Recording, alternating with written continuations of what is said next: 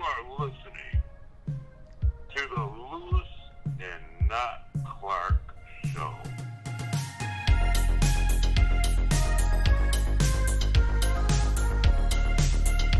Back, everybody. We're now at episode 3 of the Lewis and Not Clark Show. Today we have a very special guest, the legendary Craig Booher. Yeah, Craig Booher. It's good to have you. Welcome on the pod there. Yeah, it's good to be here. Yeah, so I guess everyone's wondering, of course, we have a lot of Napoleon listeners. Brad Goosery, in fact, is one of our most faithful ones. I guess the question we have is, when you got into Napoleon, how did that work out? Well, like when you got your degree in teaching, how did that work out getting plugged in Napoleon and getting your foot into the door there? Because there's probably a lot of different schools that you could have gone to, right? No, there were no schools to go to. No? No, Napoleon was the only option. That's why I went to Napoleon. Oh, really? Yeah. I never knew that. Yeah. Because you went to Michigan, right? No, I went to Michigan my first couple of years, and then halfway through, my grandpa was dying, and I kind of made a shift. We had some conversations, and I went into teaching. I'd always loved history, so I kind of it was more about me doing what I want to do, love to do, versus the smart thing to do, which Right.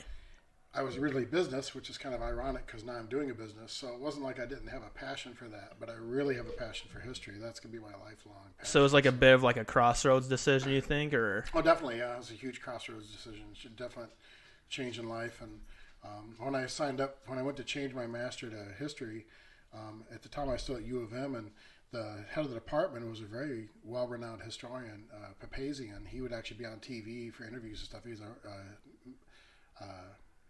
very highly regarded in Russian history, and isn't during the Cold War and stuff like that. And I remember he looked at me and said, "You're a fool to go into history. You'll never make any money. You'll never have a job." Wow, look at the confidence there, huh? Right. You're like, oh yeah, this is for sure my decision right. now, huh? This guy come and talk to me. It's kind of been like that. my So whole were you life. shaking your boots a little bit after No, that, or were no, you I just like, never I'm had going to one. do it anyway? Yeah, I was at that point. I was set. So he was right in some sense. It was the '80s was really a boom time after 1982, and good times. And but I didn't finish graduating until '90. So I did my student teaching in the fall at Wayne Memorial, and I just assumed I'd be in the Detroit area. I felt I lived there most of my life. I was comfortable there. It seemed like home. Yeah. And I just figured I'd have a job in the Detroit area, and there were no jobs. The economy took a dump in 1990. That was the recession that kind of got George Bush, the first one, out of office. See you later, bud. Yeah, Right. Bill Clinton, it's the economy stupid. That was all during '90. And so there was just no jobs available. Schools were cutting back. There's not much out there. So I was working a construction job. I had just gotten married. I've been married for a couple months. And I was working construction, and we're looking for jobs, and there's no jobs. My wife had some offers. Sandy, because she had an elementary degree, and there's more demand for that. But for history, no, nothing. So Papazian was right. There's no jobs available. So my wife. But did you feel like deep down that you knew there was going to be one? Or were you kind of just hoping there was? I just kind of felt I wasn't really panicked because I had a job and the job I had, but obviously I'm looking at a teaching job. Like what your passion. we were looking at was there was jobs out of the state. So what we were really starting to look at was maybe we go to California, maybe we go to Georgia. The Sun Belt was growing. There's there's a larger youth population there, and it still is. And those areas are growing dramatically. So we were just looking like, well, we probably won't be living in Michigan. So we were actually looking to relocate. Okay. And I was at work, and Eastern Michigan had like a thing where you could look up before the internet. It's like this big folder, this big binder with schools, with stuff like that. And I'm really into Napoleonics. Napoleonic history is one of my most interesting things. And she's flipping through the thing, and she saw Napoleon, and it caught her eye. And she looked down. They were hiring 2 history teachers. Oh, man. Yeah, That's awesome. The deadline to apply was that day. Oh, jeez. Wow. So I came Talk home about from good timing. work. Yeah. You're like, see, I'm not a salesman anymore. Right. Yeah. I came home from work, and I was all dirty and stuff like that. She goes, "Hurry, we got to get your resume in. We got to." So we were literally running because, of course, I was a construction job. It's Right. Federal Express was Right, closed. yeah. And the next day was the end day. So we literally got to the Federal Express. The guy was locking the door. Oh, As we wow. got there, and we're pounding on the glass, begging him to open it. Try and get that for a Yeah. movie script. Yeah. And the guy opened it up, and he let us in. And my wife sweet talked the secretary here at the school, and my resume. She didn't let you sweet talk him? She's like, no, Craig, I'll worry about it. I wouldn't have the phone. That was the funny thing too. Is today we're not cell phones and stuff, but That's true. we had bought an answering machine, one of the old school answering machines, and Mike Schneider was the principal at the time. He had left a message on our answering machine. That's the only way we even knew we had a job interview. So Sandy was home during the day, and she was able to talk to her during the business hours. So I did the interviews at Napoleon, had no clue about the town or anything about this area, came in cold turkey, and it's been a pretty amazing ride for the last 30 years. That's awesome. And that was a pretty like fairly smooth transition as far as like the process of like when you knew you had an interview and then your first day of teaching, or was it kind of like a lot of like, oh, you got to do this paperwork and you got to do this thing and meet this criteria, and because that would have been your first teaching job, right? Yeah, Did they like experience with teachers at that point, or were they just kind of looking for? Well, that's the funny about education.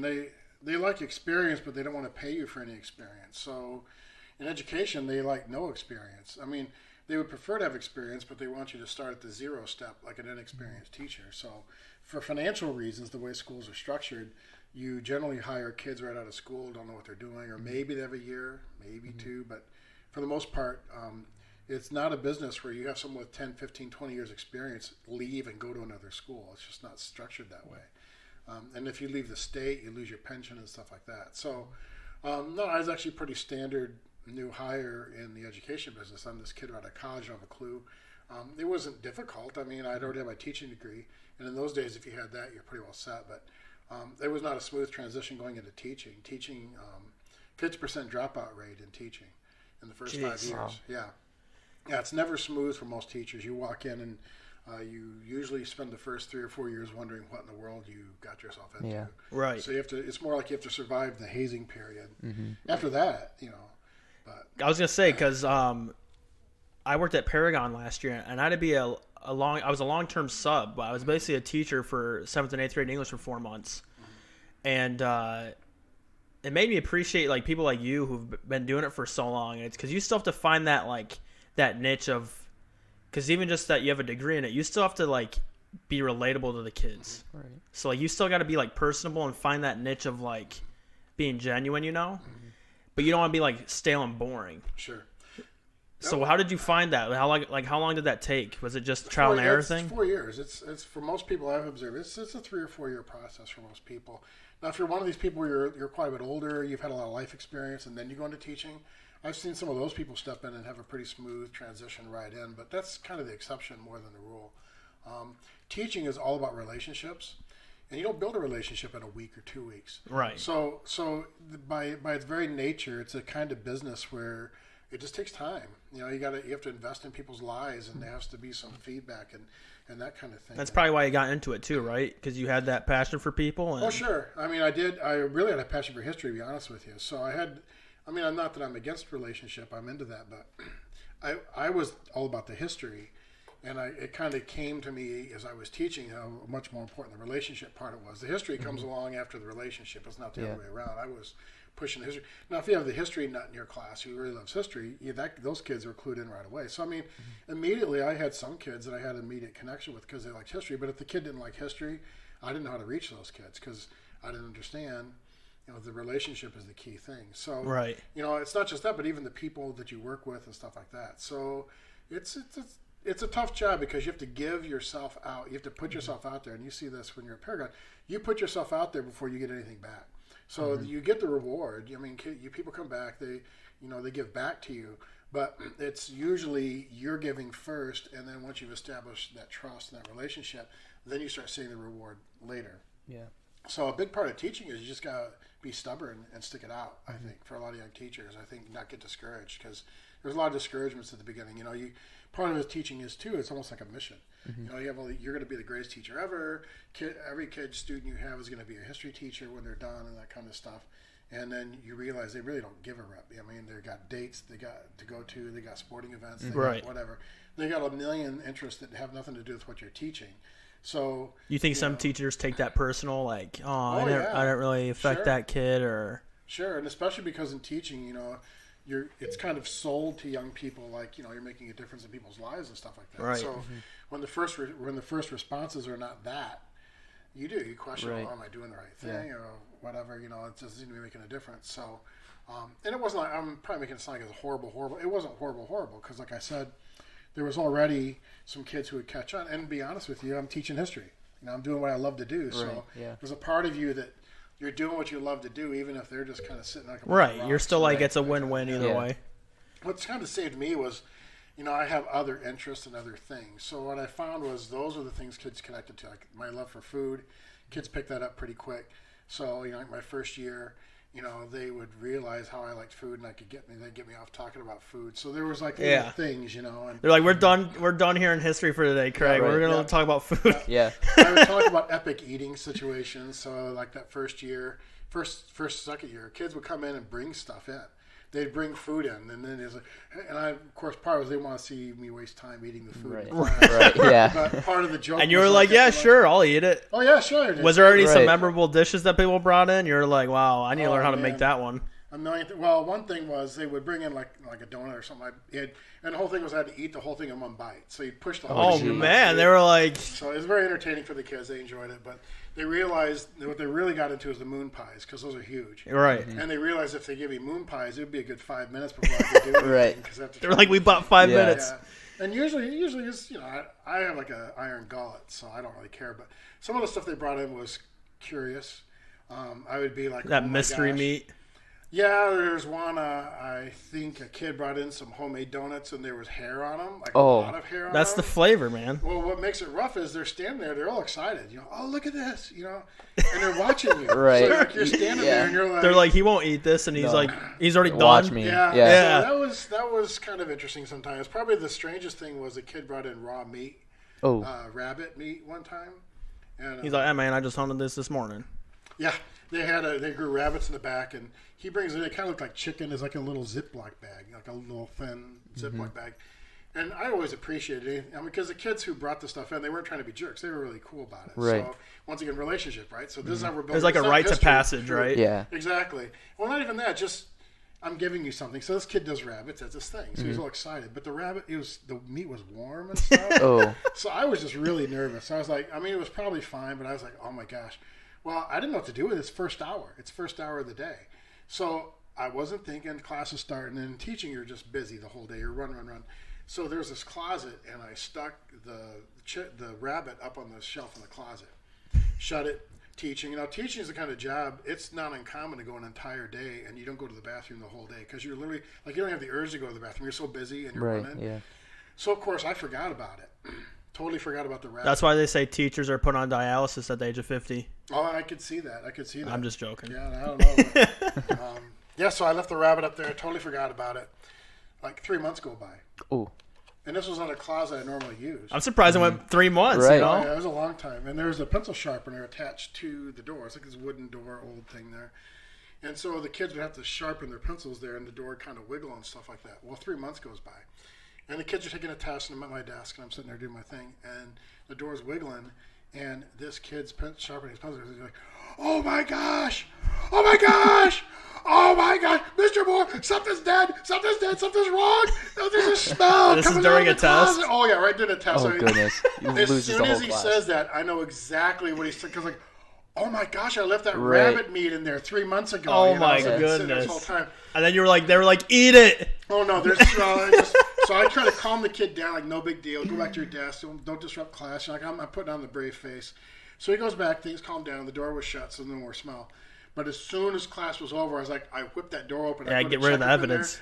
And sure enough, man, that rabbit had just desiccated to the point that it had bled through the Ziploc bag onto the wood. Oh, my. And I mean, it was the most horrible, awful smell you can imagine. So I quickly that scooped was that the thing smell in there. when I went to high school, Yeah. huh? No, I'm just joking. Well, in the closet, the crazy thing is they're wooden shelves, so it Right. totally bleached out the wooden shelf. Right. And if you go to that room to this day, you can see the bleach mark on that shelf Oh. from that rabbit that laid there all the time. So you can see Craig weird went to Sandy and was like, I'm going to make my mark on this school one things. day. Yeah, Yeah. yeah, it's there. It's there. To Sure enough. Yeah, or change their thing. So. So then, that was 1990, right? Your first year? Or 91? Yeah, it might have been my second or third year that happened, but there was that kind of stuff. Kids would bring Yeah. stuff in, and I would eat them. So, the first few years, it was all about kids bringing in food stuff. That kind of declined over time, but I wasn't really pushing.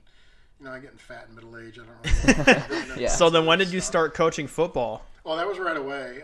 I was a wrestling coach in college. That was kind of a happenstance. I had wrestled in high school, and I started going to U of M, and I wanted to continue wrestling, but U of M Dearborn didn't have a wrestling program. So our church had a school, a private school, and they're running their sports programs. They want to start a wrestling team. There's this guy, he'd wrestled, he'd been a state champ, blah, blah, blah. He's going to coach the team. I was going to be his assistant.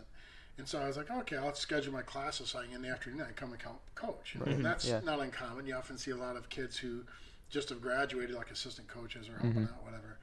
And literally the day before the season started, the guy dropped out. So they're like, you got to be the head coach. So here I am, like. Did you put your resume in for that one too, or there's no resume? they were like, no, we need you. Exactly. Yeah. We don't care if you keep a rabbit head in the closet for 3 months. We need you. Now this is before I even got to Napoleon. This is like all the Right. before.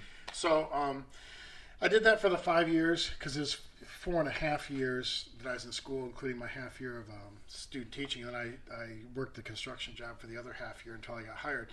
So I coached for 5 years, and it was amazing. It was a great experience. I built a team literally from nothing, and good kids. I don't really always know what I was doing, but I was really young, so I'm cool. You know how that is with kids. Right. Yeah. So it was fun, you know. And so then I come to Napoleon, and they were looking for, of all things, looking for a history teacher, and they're looking for someone who could do wrestling and football.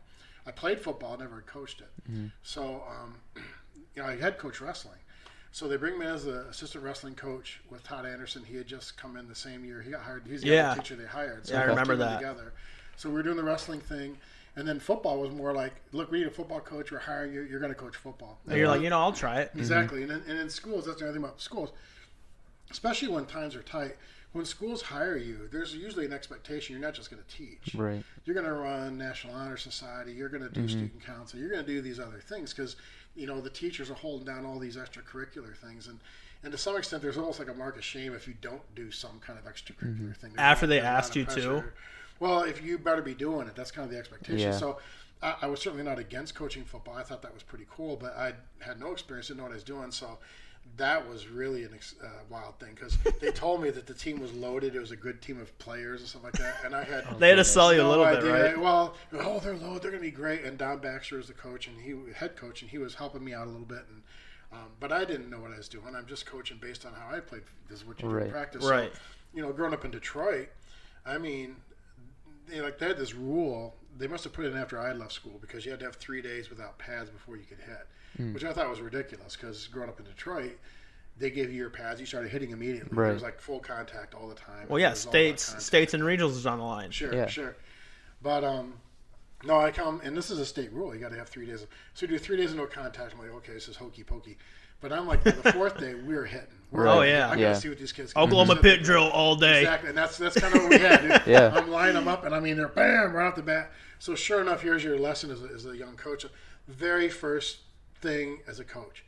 The two kids come up there, and it turns out I got this super hard-nosed kid, and this other kid is a tough kid too, and they're going to do the tackle drill first, right off the bat. And right off the bat, this super hard-nosed kid is my middle linebacker. He just blows this kid up, just puts him on the ground, and he's not breathing. Anyone knocks the wind out of him, and he's sitting there going, and I'm sitting there thinking, oh my gosh, I've been working here for 4 days, and I killed a kid. What actually happened was Craig was like, "Let's go!" Right. Well, He was like, at first I was like that, and then the kid's laying on the ground. I'm not a medical person, so I'm terrified. Like I know he knocked the wind out, but when he's not breathing and he's turning purple, you get kind of scared. It's not when you're like, I "Get might have done up." something really bad. Yeah, it's like, oh my god. Well, the other coach, the eighth, I was coaching 7th grade at the time. The 8th grade coach on the other side of the field, he saw that. And he was much more ease the kids into it, stuff like that. He comes running from the other side of the field. You're going to kill one of these kids. What are you doing? Doing full-blown tackles right up. They haven't even done anything yet. Who was that? And- It was one of the other coaches Oh, on there. okay. I was like, oh my gosh. I was like, well, I felt bad. I mean, he was right. I probably should probably should at least practice tackling drills before we actually just had them hit each other. But You were just so annoyed with that I'm 3 day old thing, school, right? That's just Right. how it went. So, oh my gosh. So that was my first lesson. But I was a pretty tough call. I mean, growing up in Detroit, that's just how it is. There's no easing into anything. They You're just pretty, assume you know what doing. you're pretty legendary when it came to middle school football. Like just the aura about you, because I mean, when we were like 6th grade and even 5th grade, all the kids above us would be like, "You gotta play for Craig. Like, you gotta play for Booher." Yeah, because they were like, they know what they're doing, and you guys will win. And they wouldn't really say anything about the other coaches, but Right. you know. And That plus, you took being some my time. uncle, I was like, that'd been a cool opportunity, but Yeah, that took some time, though. It was about 3 or 4 years. yeah. Just like, Well, I think it does for every coach. Yeah, I was you gonna. know. Yeah. You know, and I was very fortunate. I had a Bob McCombs was legendary baseball coach, but a lot of people don't know he coached football for quite a few years too. And he was coaching with Baxter at the time. And my first couple games, I'm calling the plays. I'm doing everything. I never called a play before. I mean, they gave me the playbook and stuff, but obviously I've been a football fan my whole life. I have some sense of strategy and stuff like that. You were like Hail Mary. But and this is the important thing you should keep alive, especially in teaching. I'm going to assume this is any profession you go into, but especially in teaching, you got to have allies, and because it has such a high dropout rate and stuff like that, those allies you have when you don't know what you're doing are critical. A mentor teacher that kind of takes you under the wing and helps you or whatever else. And there was a dad who was coaching with me. It's just me and this dad, and the dad was a super good guy, really good. That's Napoleon, by the way. Yeah, he is. You can just take dads and just they'll be coaches. Yeah. What was great about it was he didn't have a kid on the team. He had a kid who was coming up, and he eventually was looking like, okay, I'll coach him. But he was just doing it. He was just volunteering. He was getting no personal benefit out of it because, he didn't have a kid on him. And he had been around the system a little bit. And he was so invaluable, and he was such a good guy because he was just a soft-spoken dude. Wouldn't really get into stuff. But like for example, the first game I'm coaching, I'm playing like normal high school, college football rules. So we're in their midfield, and it's like 4th and 1, and I decided to punt. And all he did was raise his eyebrows and look at me. And I was like, well, you got to play field position. You got to punt. So I have the kid punt, but what I don't realize is middle school. And you can just run up the middle and get that yard. Yeah, you get the yard. You get middle school, you only get, and the clock runs it's 90 minutes. So like the middle school game, you get only 3 or 4 or 5 possessions a game. You got to make them count. You can't waste possessions. And if you're anywhere near midfield, you do not punt because, of course, what happens? It's a middle school punter. So the kid punts like a 12-yard punt or something, which is normal. And that's if it doesn't get blocked. Yeah, right. 15, 20 yards. And not only that, but you find out middle school special teams are like stealing in baseball. If you have stealing in 3rd grade or 2nd grade, well, then the kids just steal every single time. Right. And in middle school, special teams can often be that way where, you're really taking a risk when you punt because your punter probably can't kick it that far, so you're not really gaining very much. Unless you're Zach Canan. Yeah, and then of course in middle school, kids stand around and watch. And what are you doing? You're punting the ball to their very best athlete with the greatest speed, and he's got a 50-yard wide field, and you've got no one covering him because in middle school, your coverage kids don't get down there. So you're punting a short punt, low altitude, to their fastest kid who has a running start, and you have your slow, fat lineman trying to. And so what you end up doing and helmet 2 sizes too big, and if you look at the punt return. A lot of times they turn into touchdowns, or a lot of times you end up, why did I punt the ball? Because the ball's at the same spot it was, or you're actually further, but you get better off just trying the first down. Yeah. So it was that kind of like, his name was Bill. He didn't criticize me, but as soon as I saw how crappy that punt was, I said, you know what, you're right. And I've been very fortunate when I was coaching. This is really the secret here, is I had people coaching with me that were really good people. And especially, nothing you do in life you can do on your own. Like, obviously you're important, you're making decisions, but, those kinds of things. He was there. We were very successful the first year anyway. We won 4 of the games and had a pretty good season. That's a big deal. Oh, yeah, because especially but, I mentioned Bob McCollum. He came in, and he was obviously coaching at the high school, but during the games, he would go up in the booth, and he would run down like, hey, you got to do this, you got to look at this hole there. Because part of coaching on the sidelines, you have to look at the field from the sideline and see you can't see directly down. And in a middle school game, you don't have like the big headsets and all that stuff going on, so you got to be a sideline coach. But he played a really key role in helping me just how to look at the field and how to see, hey, there's an opportunity here. If you run the ball here, you'll have more success, or look at what this kid. And so he was like a big deal. It wasn't like he did every single game, but like the first 2 or 3 games he was there. And he was a big reason we won 2 of those first 4 games. And then I kind of figured it out. And, like the training wheels are off. But there's a lot of things like that. There were parents, there were coaches, there were other teachers. And so, and I had good assistants. And so once I kind of figured out what it was all about, then, we started to have a lot of success coaching and stuff like that. But it's really a lot of similarities to the classroom. You're making relationships. Really what you're doing when you're a teacher, you're a coach, is you're holding people accountable. If you're a teacher, you're holding kids accountable for what they're supposed to be learning, and you have to do it in a way that they don't feel overburdened, but at the same time they got to feel stressed. There's got to be, a good coach, you're getting more out of your kids than what they had when they came in. So you're pushing them beyond what they think they can do, but they can do it, and then you let them succeed and achieve it, and then like, oh, I got this, and it's the same thing in the classroom. Like, oh, I can't. This test is this essay stuff is too. And then they're writing essays, and they start to have some success, and then they start taking ownership of it. Then you're fine. Then you're just kind of tweaking. You're like, I did my job. Yeah. Yeah. And so this is why time is so important in teaching and education and coaching, is because once you've kind of established yourself and you have that reputation, you don't have the problems. You don't have fights with kids. You don't have fights with parents because you're a known commodity. When you first start coaching, you first start teaching, no one knows who you are. And especially in a small community like Napoleon, Napoleon's a very tight-knit town. And you have people who have been here for a long time and are very, very invested in the community. So when you come in from out of the community, to some extent, they give me a chance, obviously, but to some extent, they want to see if you're for real. Are you going to stick around? Are you going to be a flash in the pan? I mean, considering the fact that half of all teachers end up leaving. So you went 4 wins in your first year of teaching. Yeah. That helped a lot. But it did. Because when you have success, I think in any school, especially in a small community, because the percentage of kids who are in special, the after-school activities, it's a much higher percentage of the school population. Like when I go to Redford Union, they have, 1,300 kids or whatever. There's only... a lot of kids play football, but let's say the whole football program maybe has 70, 80 kids in the program out of 1,300. You're a distinct minority. But when you're in a small school, you're like, I'll just take what I can 40 get. kids on the football team, that's like half of a graduating class. Yeah. So the impact is big. And when you can have some success in your extracurricular activities, that really helps you in the classroom. Plus, you now have those relationships. Those football kids, you see them 3 or 4 years later in the high school, because I coach middle school. And you've already got that relationship. They're already going to let you push them. They're going to let you ask them to do things in the classroom that other teachers, they give a hard time, but you're Coach Booher, so then they give you a chance. So Right. That's why time is... He had this whole plan. Like, at home, he's like, oh, I got to do this. Right. And then... It's more realizations you have as you're teaching.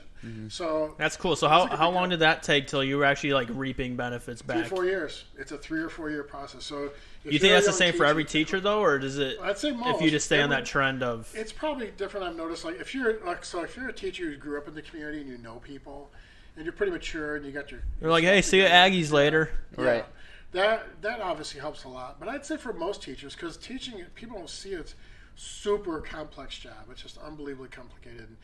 It's much more like medicine, where you can go to med school, but if you know the really successful doctors, they've been just practicing medicine forever, and they just see as something, they automatically know what it is. Yeah. And teaching is a lot like that. It's more of an art than it is a science. And so you just have to learn. And it's unique for every person. Like some people are kind of loud and boisterous, and other people are kind of calm and mild and meek, whatever. All those styles can work, but it's got to be you. So what you're really doing is you're putting yourself, who you are, and your personal traits out there to kind of be judged by the world. And you have to kind of learn how to make that work. And it's just a learning process. So even if you have a lot of skills you're bringing into it, so your transition is easier, I don't think it's easy. I think it takes time. Now, once you got it figured out, the job is still very challenging. But once you have those skills in place, it becomes so much easier because now it's like secondhand. It's like when you first started driving and you were 16 and you're just trying to mentally remember to put in the blinker and do all those kinds of things versus driving for a long time, and it's just second nature. So that's really what makes teaching, possible, is once you have the second nature thing going on along with the relationships. So speaking about football, were there any stories, like looking back, where you're like, I can't believe I had that kid on the team, or, this story happened and it was like, this is what coaching's about, because then you have these stories that you can share with, like Zig or someone, like, oh yeah, well that story's goofy, but wait till I tell you this one, Did you have a couple that were like... I could write a book on the stories. Good ones or bad ones? I don't know. There's so many. Well, give us some that were are funny, like some that you were just like, wow, I don't even know how to explain that one. Oh my gosh, there's so many things these kids did. First of all, kids are hilarious. They're and especially as I got later in my career and I realized I wasn't going to be doing this too much longer. Me and my assistant I had for most of my career was Brian Beeman, and he was unbelievably wonderful. Stud. Shout out to Brian Beeman there. I mean, I can't tell you how critical he is and just making it all work. And he's like the horse whisperer with kids. He gets kids psychologically and stuff, but he is so funny. He'd wear these dark sunglasses so the kids couldn't see his eyes. and he would have like these expressionless faces, so they'd be scared to death, and he was just playing it, and they'd be laughing. We'd be laughing every practice. So you had a Bill Belichick on your hand there, huh? Bill Belichick is his hero, kind of. That's what he looks up to. Yeah. But he's not Bill Belichick because he has too much fun, you know. Right. Yeah. Right. And honestly, we would just be gut Shots laughing. fired at Bill. Right. Oh, we'd be gut laughing all the time. There were so many things we did and so many goofy stuff. And the kids themselves, you know, just the funny things they do. You know, the kid who wears blue jeans under his football pants to practice every day. You know, the kid who doesn't have cleats and has little flip-flop shoes and is sliding around the desk.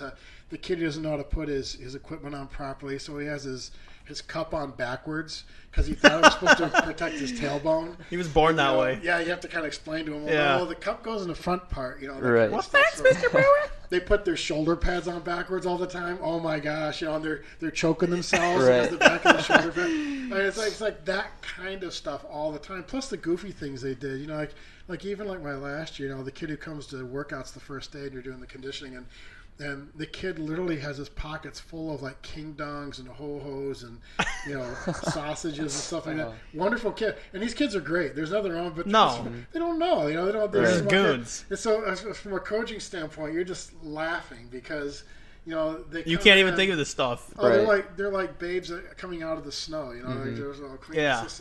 But the funny thing is, once you have the thing going, and the kids buy into it, then you get them doing all kinds of crazy Right. stuff. You Yeah. know? So like your first day practices, like that, specifically the ones that you could start hitting on, is that when you see like who the comics are of the group, like who the kids aren't probably gonna be good at football, but they're good comedic relief, you know? somewhat, but honestly, I see comics. I mean, from day one they walk in, you can just tell, man. Certain kids, they just have that it factor. You know, the goofy kid that, you know. For example, we had a thing called strong ball. So this is like maybe Brian's Belichick thing, but you know, if we have a problem with fumbling, he found this old, ratty, messed up ball. The hides off of it. It's just terrible. And of course, that became our practice ball because it was hard to hold on to. It was slick. Right. So we called it strong ball because we had a rule that every time you'd fumble, the whole team would do push-ups. So that was one of the little things for me that worked was, if there's going to be a consequence, you have the whole team do the consequence. Because if only one kid does it, then that kid's being singled out. But if the whole team has to do it, now, and what you really want in education is you want peer pressure. You want peer pressure in a positive way helping you. Yeah. Hey, this is what... Because it's like a team effort, you know? Right. Yeah. And especially in football, every kid messes up. Even the best kid on the team messes up. So every kid gets a chance to be the one that made everyone do push-ups. So, and you teach them this. You know, they don't believe you the first week. You know, the first week they're yelling at the kid who screwed up. Right. Yeah, they're like, Yeah. Robert! Yeah. But by the fourth or fifth week, they all know. And so it's always funny because, like, you're doing strong ball and they drop it. And at first, they're waiting for you. And like I said, it's all about holding kids accountable. It's the same thing in the classroom. When they screw up, they look at you like, are you going to do anything? And that's where your Right. credibility is on the line as a coach and as a teacher. So, like, you tell them, hey, if we fumble, we got to do push-ups. Well, sure enough, they'll fumble, and no one does push-ups. They look at you, and they're waiting for you to hold them accountable and say, do your 10 push-ups. Well, sure enough, 11 push-ups for us all the time. But eventually it gets to the point, you know when a coach, it's just like with teaching, you know when you're getting ahead, because by the middle of the season, every time they drop the ball, they fumble, I don't say one thing. Yep, All they're of already them down. start doing push-ups. Yeah, And they and do them on their own. And then that's when you go like, why are you guys doing push-ups? Yeah. And then the next level of winning is then when it's your team captains that tell everyone to do the push-ups. Because at some point halfway through the season, you're not doing any of that stuff. The team captains are holding them accountable, and that's when, as a coach, you have a lot of success. Because kids will disappoint the coach; they don't want to disappoint their friends. So if the captain of the team is like, They we get your screwed crap up. together. Yeah, but when you do it collectively, because the captains will screw up too. Yeah. So the captains have to eat whole. So in a weird level, you have a certain amount of leadership, but at the same time, you're all on the same level because we've all been there before. So we had the strong ball this one time, and we made a big thing out of it. Like some days, like we'd have like fumble practices, and like he put oil on it, and like he'd have a bucket of water, and we'd dump it in the water. So the thing was soaking wet with oil on it, and then run practices and drills and stuff like that. And it became like a thing. Fumble Rooski. And we make this big thing out of strong ball. So sure enough, not too long ago, a few years ago, we had strong ball. We took it to the practice field, but the high school practice field, which has like a chain link fence all the way around it with barbed wire top. Crazy kid. We get all the way back to the school. Where's strong ball? Where's that? And the kids are, oh, strong ball, where's strong ball at? And as a coach, you're laughing because it's like, they're into Right. it.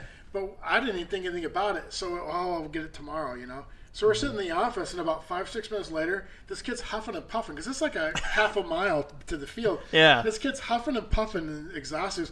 Here's strong ball, coach. Here's strong ball. No way. He ran all the way to the field and came back with. But the crazy thing was that field has barbed wire around the top Right. of the fence. Like, how did you get that? The game was like, why I climbed over the fence, coach? No and we're way. Like, oh my gosh.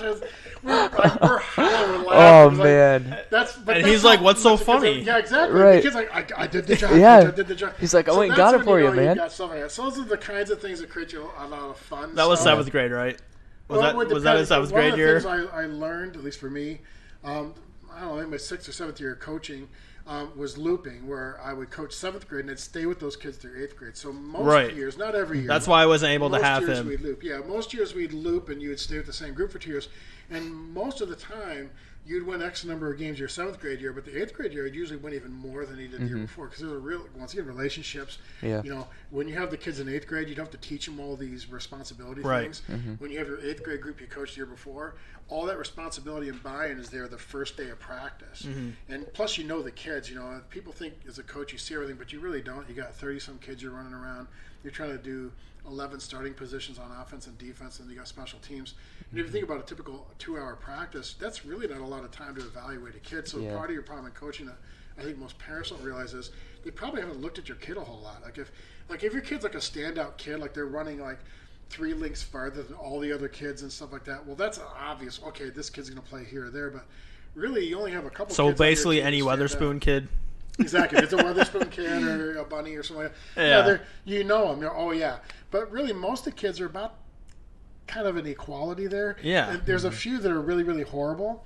And I know it's fun to pick on those kids, but actually as a coach, your goal becomes, okay, I'm going to make this kid better. He's not a good football player now, but he might grow 6 inches. It's probably tricky, too, as a middle school coach, because you're not coaching them as far as, like, the trick plays, and, like, you're giving them the fundamentals. Yeah, and that's it, basically. Yeah, I mean, trick plays are important on some level, but I think if that's your coaching style, I think that's a bad way to coach. I think, if kids... But, like, the more of, like, tackle, like, the more complicated systems and stuff like that. Like, you're not going to give your quarterback, like, a John Gruden, like, 10-word play name. Yeah. Yeah, if it's one, that's pushing it right there. Right. If they're middle schoolers. Yeah. So one of the funny things about coaching middle school is middle schoolers are great people. What you love about middle schoolers is the whole world is open to them. They're still young enough. They're going to be anything. They're going to be an astronaut. They're going to be president. They're going to be a pro football player. They're going to be all these wonderful things. Yeah.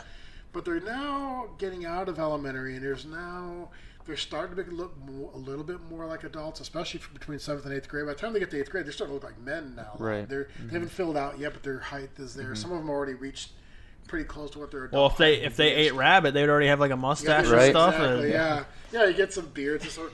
So the fun thing is they're right on the cusp of all that stuff. So from a coaching standpoint, it's very enjoyable. It's very rewarding because you actually can see a lot of those changes going on. But you also realize for some of these kids that are super standouts, they have hit their adult peak, and you see this a lot. They're 7th and 8th grade phenom, and they literally didn't grow another inch or gain another pound the next 4 years, and now they're undersized in high school. So as a Ryan coach, Tim was actually the tallest kid in my grade. Yeah. Until 5th grade. Yeah, and so you just can't. As a coach, you're evaluating kids for the game I'm having this week, but you're also evaluating kids for the future. So what your goal is, you want to teach them things like basic work ethics, things that if they never play football again, they learn how to push themselves to do something, and then also just to love the game. Practice should be fun. So it probably sounds like awful because we're talking about push-ups and they're doing all these things, but as a general rule, I felt like our practices were usually pretty fun. The kids were, another thing would happen later in the year, and you knew you had things going well, as you get to the end of practice and kids are like, oh man, we're done already? Is practice over? Yeah. That's when it's good. When the kids are having fun at practice and stuff like that, now because when I say fun, they're doing push-ups, they're running, they're doing all kinds of hard physical things. But because they've bought into the concept, they're not complaining that they're working hard, because the reason we called it strong ball was doing push-ups is an opportunity to get stronger. So much of life is how you, like, push-ups aren't a punishment; they're a reward. It's a chance for you to build more muscle. Who doesn't want that? Running a lap is a chance to get in better shape and be physically. And aren't you out here to get in better shape and be more physically fit? So isn't that the goal? So No, I'm the kind of kid who likes to climb barbed wire fences, and yeah.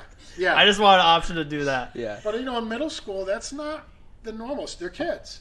So what like you say, you're teaching basics. I'm kind of feeding off of that. But, Right. But the basics you're really teaching them is how to be an adult. And in the case of football, There's a lot of life man. lessons. How do you be a man? Yeah. You take responsibility for your stuff. If you jumped off sides or you fumbled a ball, you should be the first one on the ground doing the push-ups. You're the one who let everyone down. And when middle schoolers come in, if you know middle schoolers at all, they've never done anything wrong. Right. Even when they do something wrong. When a middle schooler does something goofy, I wasn't me. Look at them. They're doing it too. Right. Yeah. They're doing it too. Yep. And what you're really doing as a middle school coach in wrestling and football is you're getting them out of that mindset of it's you. Yeah. Yeah. And even if it's not you, it's you because you got Napoleon on your shirt and you represent the school. So if the team loses, you're not looking at the kid who cost the team with a big mistake during the game. You were on the field. You were playing the game. Yep. It's a collective activity. And so that's really what you're teaching. If you teach that basic, I mean, obviously the blocking and tackling is huge, but that mental approach is such a big deal. It makes such a difference in how kids perform later, hopefully. Yeah. I got a story to share. So my 8th grade year, I had Zig and Whitty, and so you would have been 7th grade, and so we felt like the big kids on the block or whatever, and we're looking at them and we're like, those kids are weak. Those kids don't know how to play football. And then Zig would come up and he's like, "Hey boys, how you guys gonna play today?" And then we'd be like, "Well, we don't know, coach. I mean, you're supposed to, have the plays ready or whatever." So sure enough, I told one of the stories last week. His name was Nathan, and he was in my grade. He was this big, huge kid. We called him House. And I shared the whole story about him last week. But there were other kids on that team, though, especially that 8th grade year, where we were so confused. We were like, we didn't win a game that year. I think we won against East Jackson, but the rest of the year we were getting blown out like 36-0 and stuff. And everyone would say this though. They'd look at your practice and they'd be like, "Man, that looks tough. That looks like they're actually working and stuff." And that's when I was like, we just got a bad team. And Zig's a great guy. He was a great guy to be around. But if it came to coaching football, it was just it was so confusing because he'd be get in our faces. He'd be like, "Coach the ball. Catch the ball," and we're like, we didn't we're running on that play, and we're just like, "Oh man!" And you guys just seemed a lot more sophisticated, and it just seemed, you'd actually work for it, But there'd actually be kids captains on our team that they'd be doing tackling drill, and we're like, "Thank goodness we don't do that." Well, it's just what is going on right now with the atmosphere here? Well, don't forget about what I said about second nature. Once you've done something for a long time, you start incorporating things. Now, what you should really be doing in your life is when you reach a point in your career where you're doing something second nature, then you improve on the second nature stuff. So, you walk into the classroom, you're doing your thing, you got your system, it works well, make it better. And hopefully you're trying to teach kids that too. So we would always tell our kids, every day you'd be better than you were before. You're doing all this work, you're doing all this running, you're doing all these push-ups. You should be stronger today than you were yesterday. So, obviously you have off days, but your goal should be continuous improvement. And that's kind of what you're trying to do with the kids. But one of the tough things about teaching and about coaching with kids is you don't always get the reward. That's why I think the ethics are so important. You do the right thing, you do the hard work, knowing you may not get the payoff. You may not win the game.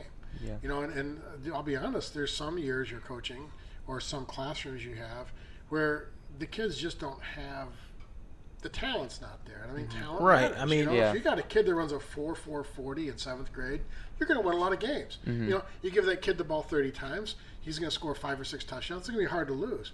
And there's other teams. One year I remember we were coaching. They were great kids, but they were shouting out. We'd have them count 1, 2, 3, and they're doing the thing, and it's like a 7th grade group, and it's all sopranos. Not one kid on the team. Not one. No one's like 1, 2. Had hit their growth spurt.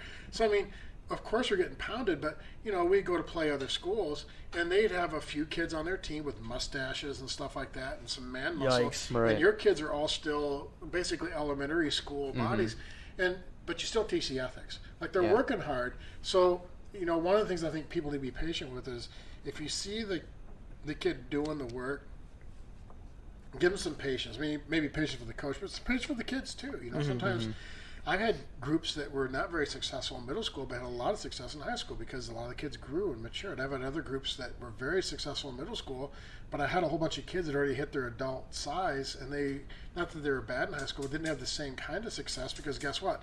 The other school's kids hit puberty and caught up with them, and then it was more competitive. So, it's more about doing the right thing and, discipline and attacking something. And it's the same in the classroom, some classes have tremendous academic success and others don't. But one thing that's consistent is you can have a lot of fun in the classroom. You can do a lot of cool things, even if you don't necessarily see the test results you want to see. Right.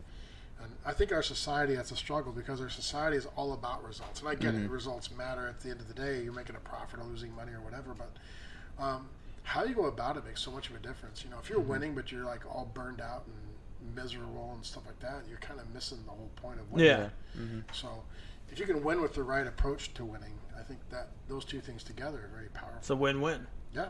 He attended Jackson Christian. I'm sure he could share probably a couple situations of, For sure.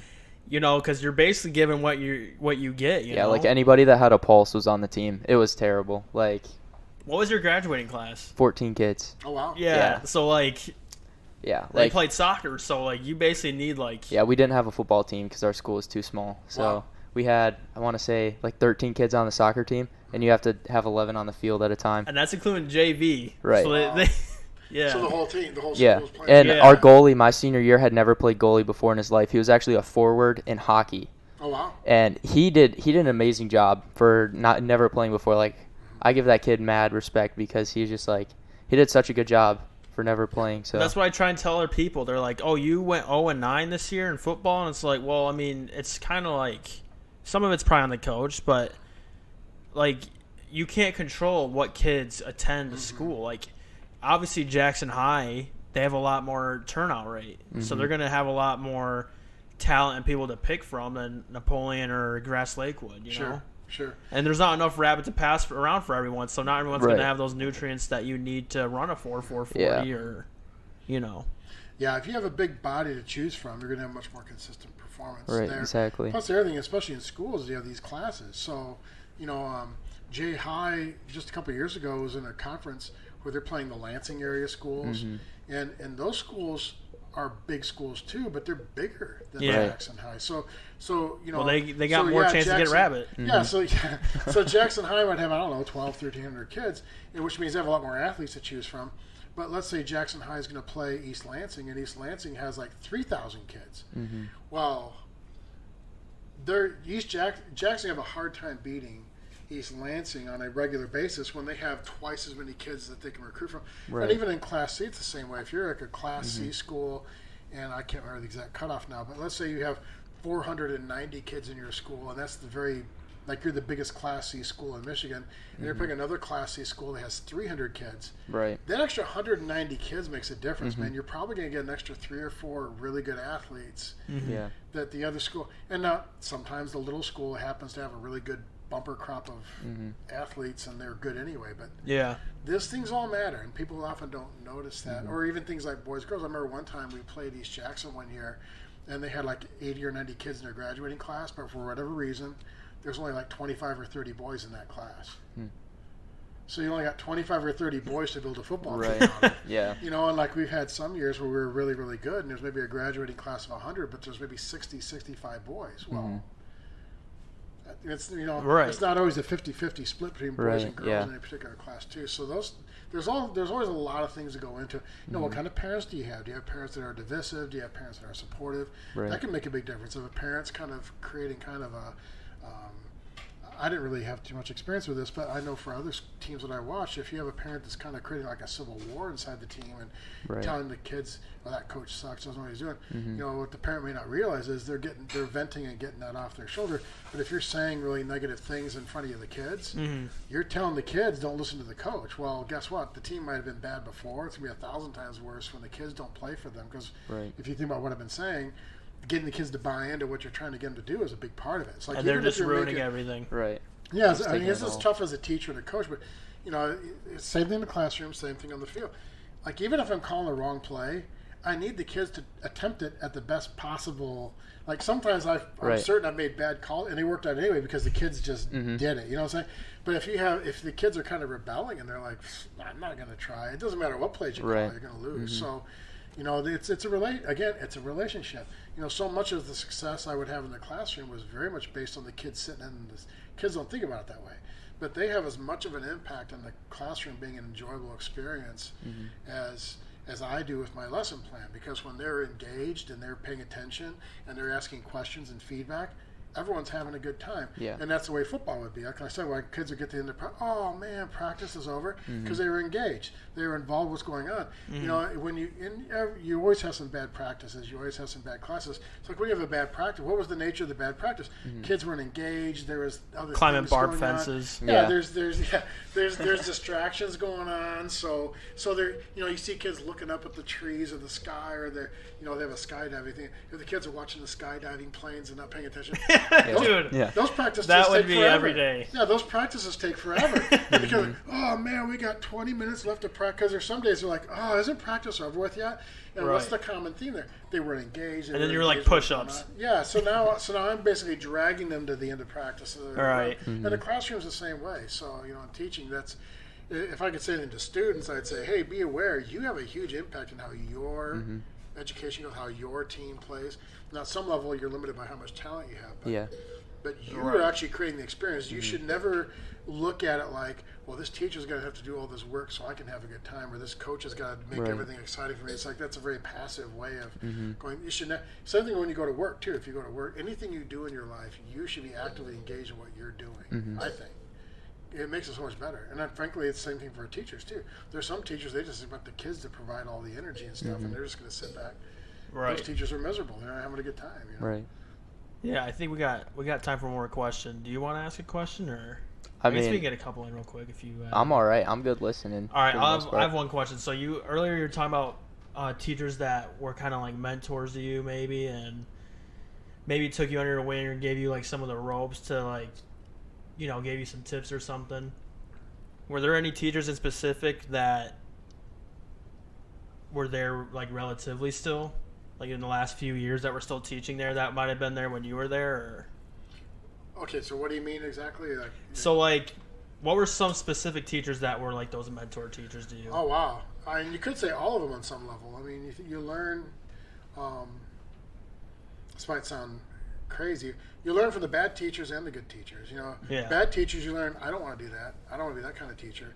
And that's actually very helpful. It's too bad for the kids that are in their class, but it's good for me. It's like, I don't want to be that kind of person. Right. You have football players that are like, I don't want to be like that kid who just climbed a bar fence. But I would say, I was very fortunate because Napoleon's a nice staff. It's good, supportive people. And teaching is a weird business because you talk about mentoring because, I once heard a person doing like a professional development thing one time, and he kind of hit it on the nail. Teaching is like being at a zoo where the animals are in the cages, but every 53 minutes, a bell rings and they open the cage doors up and all the animals get to come out of the cages and interact with each other and talk to each other, but you only have 4 minutes of passing time. So in 4 minutes the bell rings and you go back inside your cage. And there's a lot of that. Like, so much of what happens in teaching is in the classroom, and there's very little interaction with other staff members other than like lunchtime or that passing time. But having said all that, even though it's sometimes hard sometimes to be with teachers on a regular basis, there's definitely some teachers I think that have really influenced me. I think really excellence, I was drawn towards excellence when I would see teachers that are doing really good things. And they don't have to be the same kind of teacher or even doing what you're doing, but just, if you think about what I was saying before about the process that you do is so critical. So like if I see a teacher, like Mrs. Genthner, the kids love her. And why is she great? She's a totally different teacher than I am. We're not the same kind of teachers. But I can watch it how she's very gentle and she's very patient with the kids. That's something I can learn. You see what I'm saying? Yeah. If I'm looking at Coach Bunker and Bunker, the inside story, Bunker and I, we both had like a competitive thing going on because we both taught AP classes. So he's a tough guy and I'm kind of a tough guy in our own way as far as like academically. Right. And the kids are tough. And so he'd actually kind of do this thing where we kind of push each other. And I think you need that in any kind of work environment. You need people who can kind of push you. And he would sometimes come down with he teaches calculus, which is very different than history, so not even the same class. But he would come down with, look at this test. Yeah. Oh, What do you got? this Yeah. is a hard test. This is harder than any test you're going to give this whole year. He'd be smiling Oh, like that. jeez. Says, oh no, you wait till the You next need test. to meet him. I'm gonna have Yeah. I'm gonna have essay questions that beat your calculus questions all day Mm-hmm. long. So I mean, it's kind of in good nature. We're teasing, right? But it was like a thing. Like I think teachers like. Gosh, I hate mentioning specific ones because it's like, well, they didn't talk about this teacher, but some of the challenging teachers that are pushing kids, those are very valuable, because in a teaching, even though we're in cages and we only come out every 53 minutes, you need to know that the other teachers are upholding. And I think one of the things that helped at Napoleon was you knew that every single teacher was holding kids accountable, since that's what the job basically is. They're holding kids accountable for stupid things, like you need to get in here about the time the bell rings. You need when we start class, you need to start paying attention. And I knew that was going on in every class, because when the kids are coming to my room, they're already cultured. Oh, the bell rang, it's time to start working, because you knew that was happening. Because I'll tell you, Constantinople songs coming in. well, yeah, if there was a sub and the sub was out of control, you knew it. Why? Because if the kids had that crazy sub the hour before yours, they came into your hour crazy. You see what I'm saying?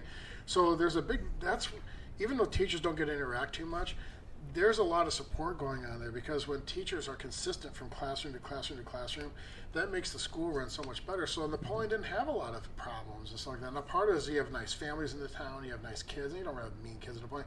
But I know some nice little rural communities where the schools are crazy because there's not a consistency there. There's, kids know that they can get away with all kinds of stuff here. And so then if you're the teacher trying to uphold standards and no one else is, you're the bad guy. Right. Napoleon, you don't have to be a bad guy upholding the standard because everyone is. So that's a big deal. That's a really big deal.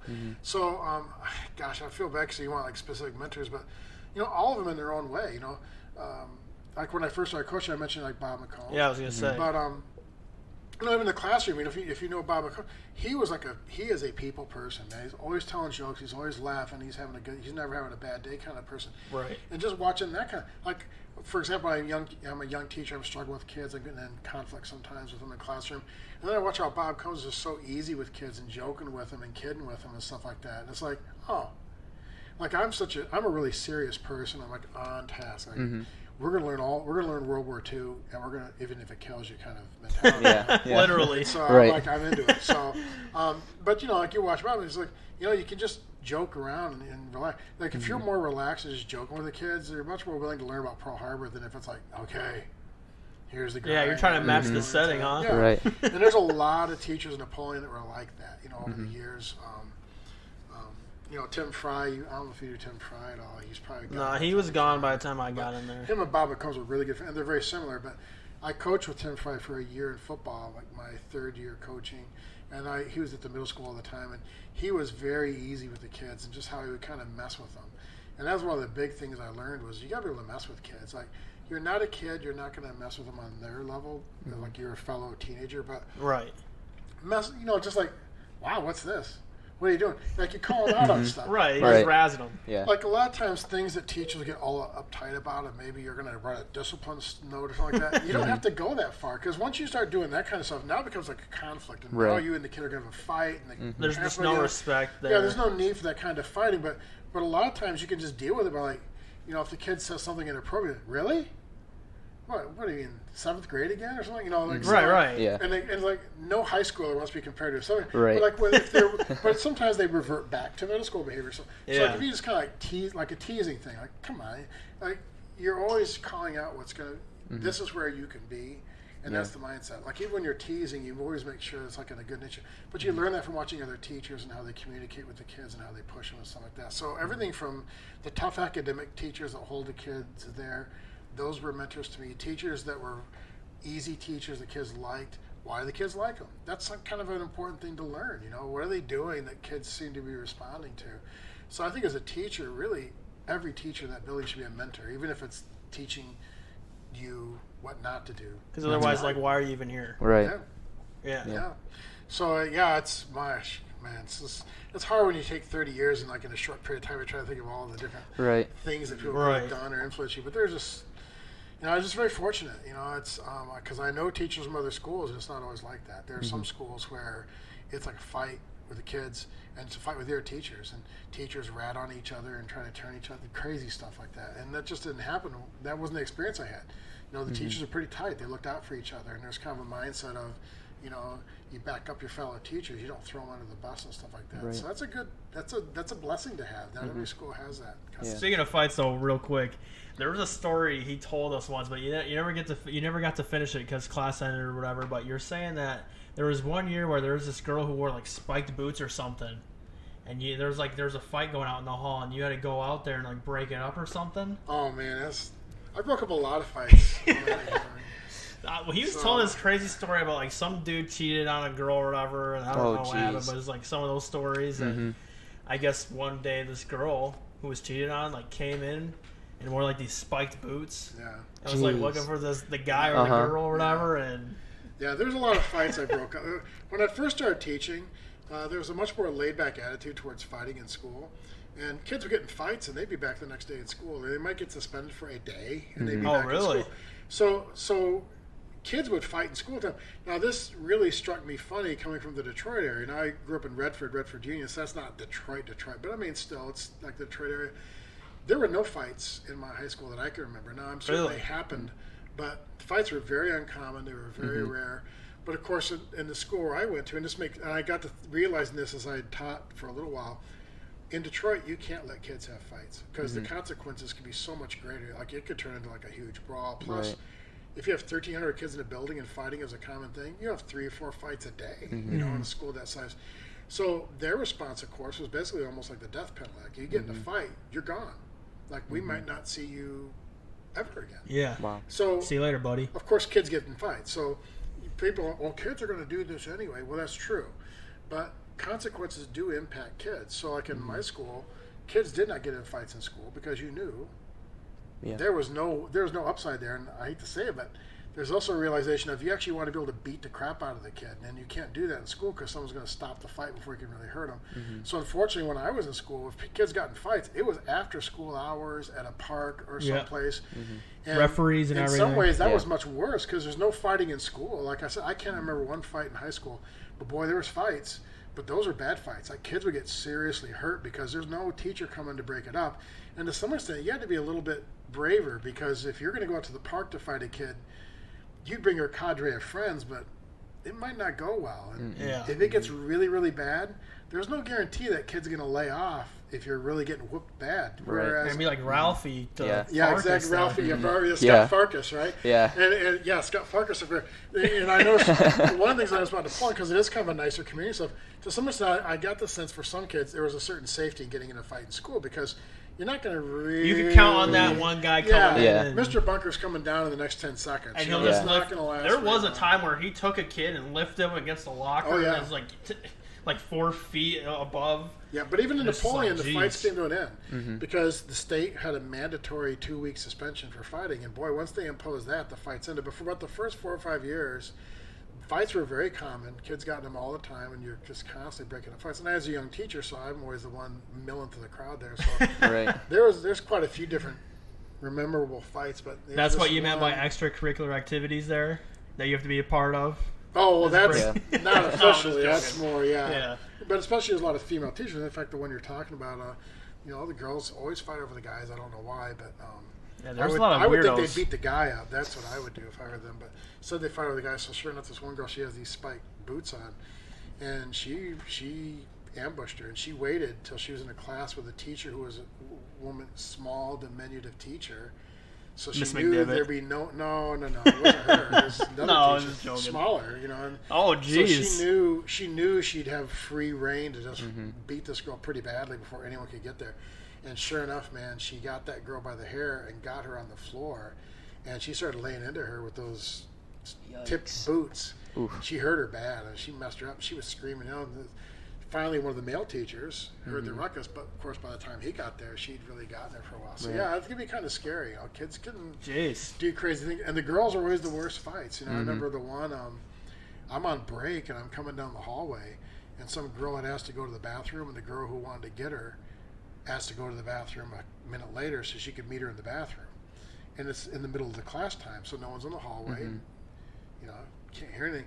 So I just happened to be coming out of my room, and I'm walking down the hall. And I walked past the girl's bathroom, and the door was propped open. They have the bathroom so you can't see in there. Right.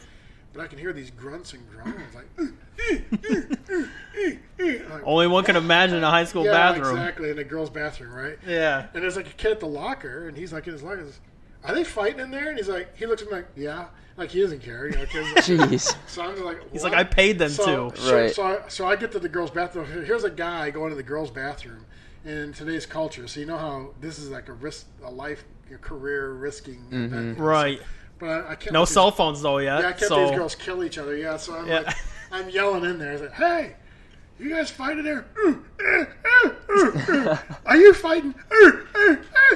Jeez, I'm some coming seals in in the there. I'm coming in there right now. So I go Some in there. And seals sure in the enough, man, this bathroom. girl is straddling on top of this other girl. She has her on her back, and they're both have their hands in each other's hair. Girls always go for hair for some reason.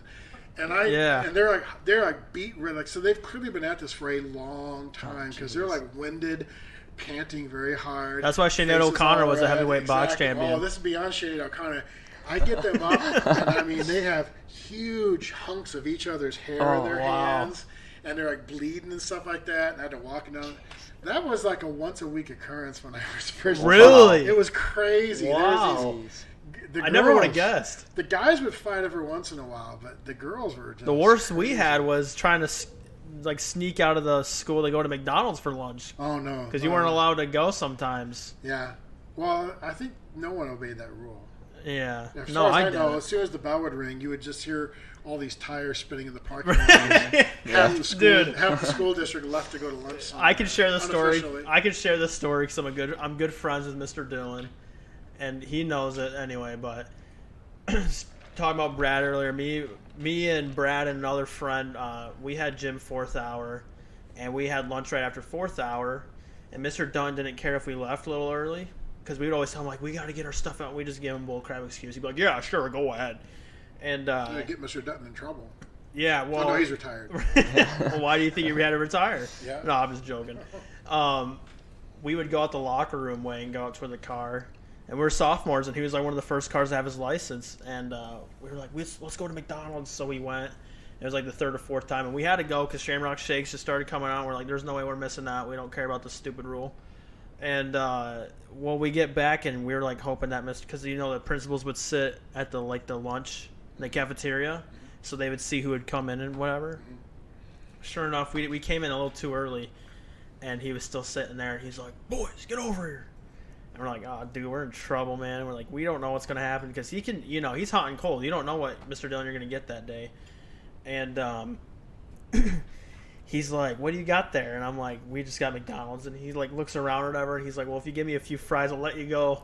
Oh. Jeez. Yeah, and so we just kept doing it though. Yeah. And we just kept giving him fries. And that's how we were able to go. But yeah, dude, there's a lot of funny stories.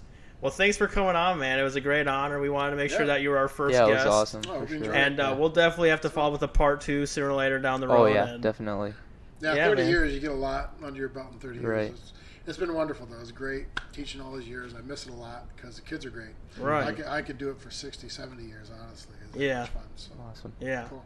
All right. Well, thanks for listening, guys, and we'll see you next week.